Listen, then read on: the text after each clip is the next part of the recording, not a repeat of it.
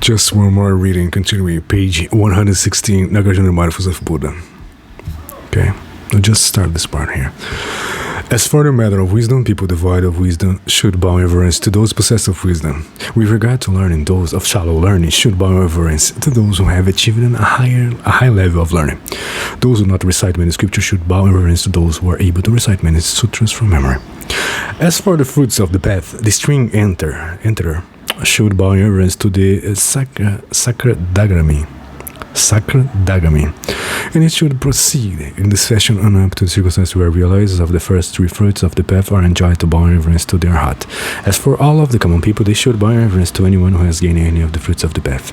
Those who have severed fewer of the feathers, as well as those who have not yet severed any of the feathers, should all bow in reverence to those who have severed many of the feathers. Regarding the matter of spiritual powers, if one has not yet acquired any of the spiritual powers, he should then be bowing in obedience to whoever has already acquired the spiritual powers. If the Buddha had skillfully set forth such sequentially ranked protocols regarding the making of offerings and the according of reverence, then his proclamations on these matters would be of a superior order. But in truth, he did not do so. One can therefore know that the Buddha was not omniscient. Furthermore, the Buddha was not even able to know all matters having to do with the present. If you were to ask me how I know that the Buddha did not have knowledge of present-era matters, then I would now inform you as follows. There were beings whose feathers were but slight, who had no karmic obstacles, who were free of the 8 difficulties, who were capable of practicing the dharmas, and who were able to successful in the cultivation of right dharma, and yet the Buddha did not realize this.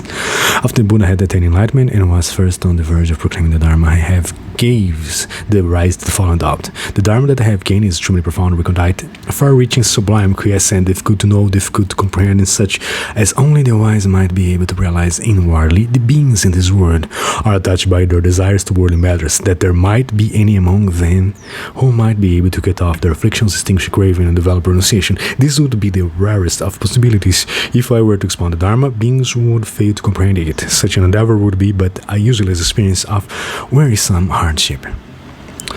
And so the Buddha generates just such a doubt, even though there were in fact beings whose feathers were but slight, who had no karmic obstacles, who were free of the 8 difficulties, who were capable of practicing the dharmas, and who were able to successful in cultivation of the right dharma. Because the Buddha was unable to know of the existence of such beings, one should therefore know that the Buddha failed to know matters having to do with the present time. The Buddha also taught as follows: previously, when I was practicing ascetic austerities, the 5 bhikshus made offerings to me and supported me. It is only appropriate that I first benefit them. Where are they now? After he had this thought, a devil informed him, they are now in Benares, in the place known as Deer Park. On account of this, one knows that the Buddha did not even know of matters having to do with the present.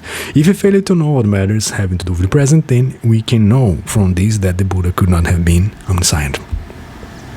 Furthermore, after he had attained enlightenment, the Buddha accepted this invitation to expound the Dharma, and then had this thought: as I now proceed to proclaim the Dharma, who is that ought to be the first to hear it?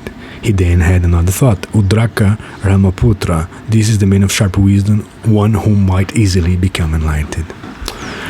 That's it, just a small one, page 120, Nāgārjuna, on mindfulness of the Buddha.